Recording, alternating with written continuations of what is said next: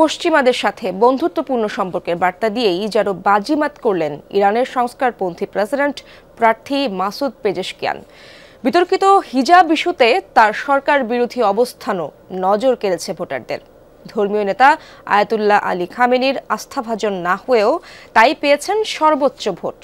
সংস্কারের স্লোগান তোলা এই হার্ট সার্জনের চমক দ্বিতীয় ধাপেও অব্যাহত থাকলে বড় ধাক্কা খাবে ইরানের রক্ষণশীলরা। 6000 mAh ব্যাটারির one and only power master NextG N73। আন্তর্জাতিক নিষেধাজ্ঞায় জর্জরিত ইরানের সাথে পশ্চিমাদের বৈরী সম্পর্ক দীর্ঘদিনের। ইসরায়েল ছাড়া বাদবাকি বিশ্বের সাথে বৈরিতা দূর করার বার্তাই ছিল সংস্কারপন্থী নেতা মাসুদ পেজেশকিয়ানের নির্বাচনী প্রচারণায়। হিজাব ইস্যুতেও নারীদের নির্যাতনের বিরুদ্ধে সরব তিনি। সংস্কারের এই ডাক দিয়ে যেন ভোটারদের মন জয় করে নিয়েছেন পেজেশকিয়ান। সর্বোচ্চ ধর্মীয় নেতা আয়াতুল্লাহ আলী খামেনির আস্থাভাজন না হয়েও পেয়েছেন সর্বোচ্চ 1,04,00,000 ভোট। গাজায় ইসরায়েলি আগ্রাসন, পশ্চিমাদের সাথে দ্বন্দ্ব, পরমাণু ইস্যু আর বিপর্যস্ত অর্থনীতির কারণে বেশ চাপেই রয়েছে ইরান। সেখান থেকে বের হতে পরিবর্তনের পক্ষেই মত দিয়েছেন দেশটির সংখ্যাগরিষ্ঠ নাগরিক।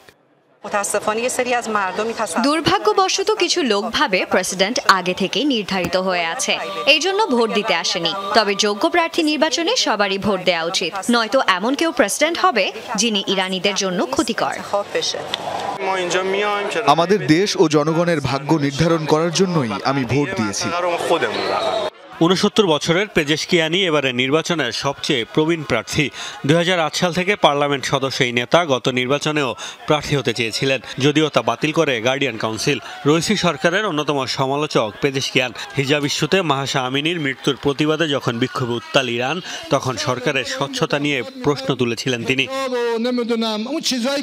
ব্যক্তিজীবনের চিকিৎসক পেজেশকিয়ান সাবেক সংস্কারপন্থী প্রেসিডেন্ট মোহাম্মদ খাতামির সরকারে স্বাস্থ্যমন্ত্রীর দায়িত্ব পালন করেছেন।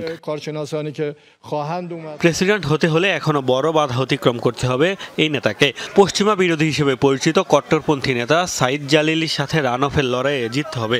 বিশ্লেষকরা বলছেন দ্বিতীয় ধাপেও এই নেতা চমক দেখালে ইরানের দাপুটে রক্ষণশীল শাসকরা বড় ধাক্কাই খাবে। মোস্তফা মাহমুদ, যমুনা নিউজ।